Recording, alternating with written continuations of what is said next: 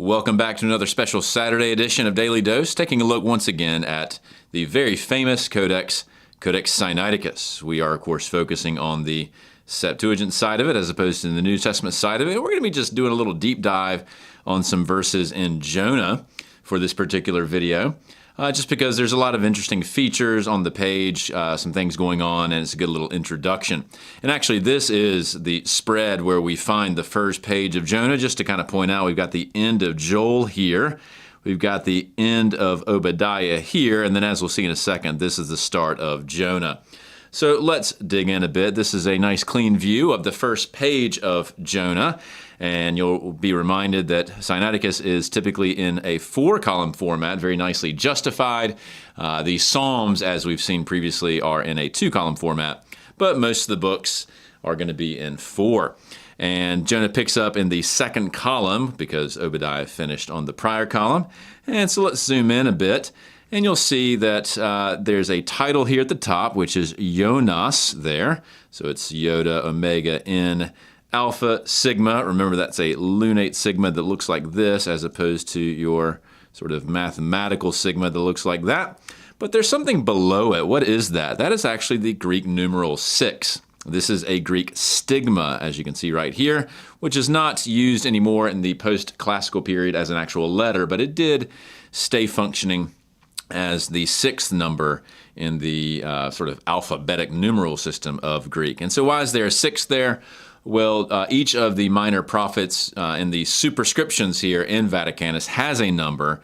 Jonah has the number 6 because in the order in this codex, it goes Hosea, Amos, Micah, Joel, Obadiah, then Jonah. Same thing is true in Vaticanus as well. So a nice little scribal numbering thing going on there. Let's begin with the first verse.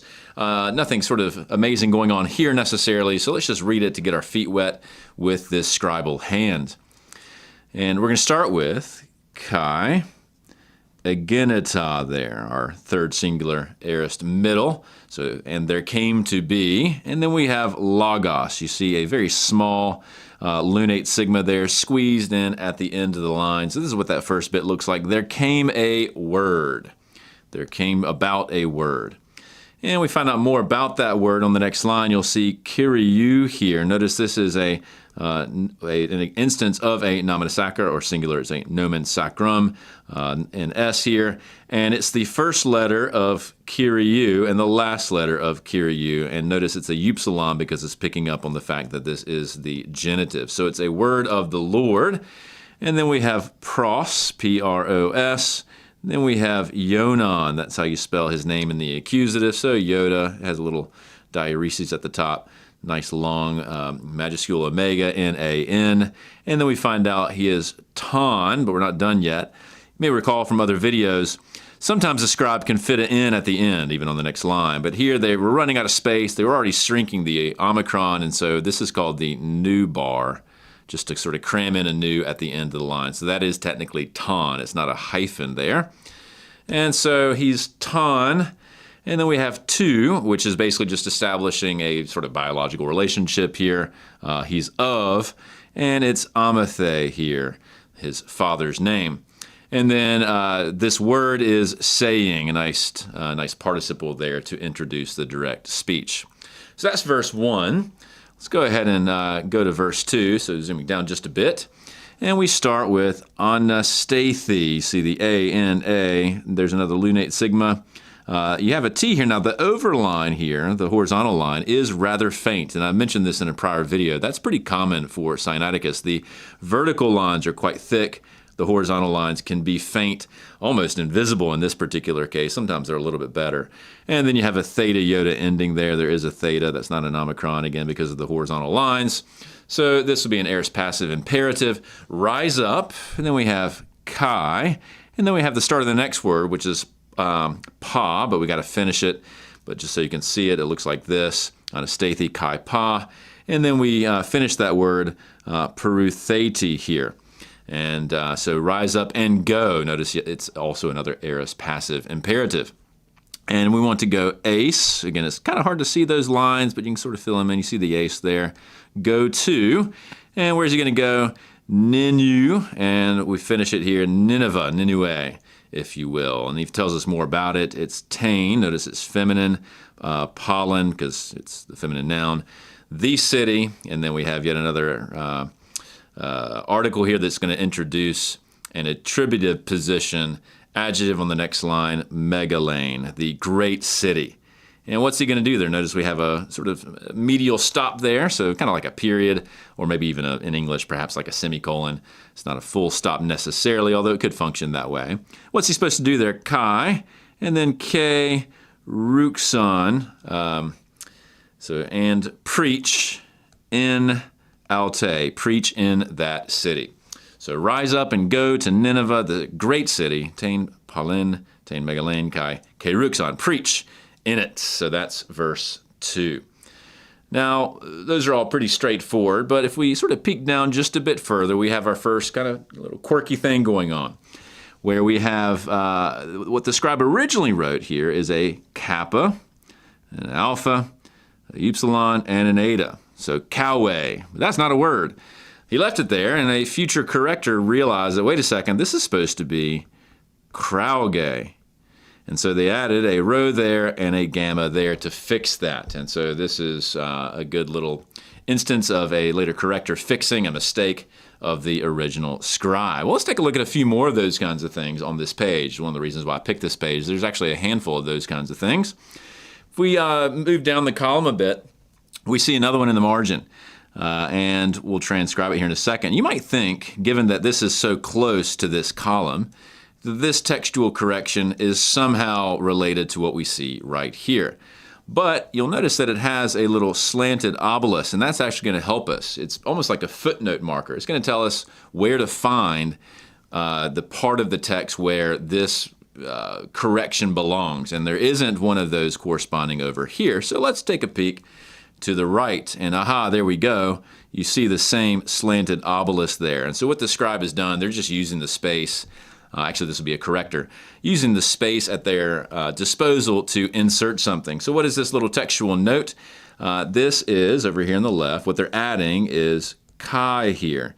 Now, this doesn't look like a chi. This is a ligature for chi, and this is very, very common. It's basically a fancy kappa, and it sort of goes down below the line. It's a little shorthand for it, so that is chi. And then we have pu. And then we have porue, although they had to break it. So it's kai pu porue, which basically means, and where are you going? And the scribe wants to insert it right here because it, at least according to the corrector, it was left out. Well, let's dig a little bit further on this. If you were to look at one of the critical editions of the Septuagint, and for today we'll just take a look at Rolf's Hanhart, and I'll introduce some of the others later on. I'll go into much more detail about this critical edition down the road. We happen to be in verse 8 because we've jumped columns. And so if you look at verse 8 right here in the apparatus, you find this particular entry, which is pathen erche. You can see the erche here. That's the word prior to this little insertion mark. And you'll see that the editor here said, okay, somebody has added something. So plus means add, and you see it's kai, pu, porue. That's exactly this note. And then he tells us where is this found, and S is the label for Sinaiticus, at least when we're talking about the Septuagint. You might be used to it being an aleph in the Greek New Testament, but that's not the case on the other side of the coin. It's just an S, and notice they say it's a corrector of S. It's the one who's added it later. Now, if we go even a bit further, we'll find some more information. In other, so beyond just Sinaiticus, you'll see that it is sub-obelisk. Now, that's not related to this right here. What that means is, in the hexapla, or at least in the Syriac form of the hexapla, it is obelized in the margin, not for the addition, as we've seen here, but to indicate something going on. What's interesting about this particular correction is that it's not found in the Hebrew. In the Hebrew, it starts with, what is your occupation? Where do you come from? And that's the erche that we see. And then it goes to, what is your country? So if you look it up in the Masoretic or in most English translations, that's what you'll see. But this puparue here is what I've added in blue. That's being included in this manuscript and some others as an addition. It's not actually found in the Hebrew. It's an added bit in the Greek. And so that's what this stuff over here means, that it wasn't found in the Hebrew, it was added in the Greek, and so they're marking it that way. So that's pretty interesting stuff. We got another one farther down the page as well. Once again, you might think that this word here belongs to the leftmost column, but it doesn't. What we need to do is find this little sort of caret-like thing plus this solidus marking, and so we can find that actually once again in this next column. You see the starting point here, those two correspond, and then the solidus over here. So what the scribe is saying is this entire word, which if you take a look at it, it's sebomai, it's S-E-B-O-M-A-I, that means to worship, should be replaced with, that's what they're trying to tell you by putting these two endpoints. Like I scratch that out, put this in instead, and this of course is a different handwriting, it's another corrector, and it should be fear according to this scribe. It's phobumai, which is I fear, as opposed to I worship. Going back to the same apparatus, if we just continue on, because we're in verse 9 now, you'll see here's the sebomai, which is the standard Old Greek reading, but Sinaiticus with the corrector here reads phobumai because they're trying to replace that. So this is a good little introduction to how your manuscripts and your critical apparatus, which again, I'm going to give a whole overview of Rolf's Handhart and some of the others down the road, but this is just a little taster, if you will, how they work together. The last interesting one on the page is at the very bottom, actually. And it's very difficult to read because it's been kind of washed out a bit. So here's the full transcription. It's Kai Eduken top Naulan Altu. So, and he gave essentially his fare, his boat fee to get on the boat. This is Jonah. Kai Enebe, so he went down, Ace Alta into the boat to Plusai to sail with them, that is these sailors, Ace Tharsis to Tarsus, because he's going away from where he's supposed to be going.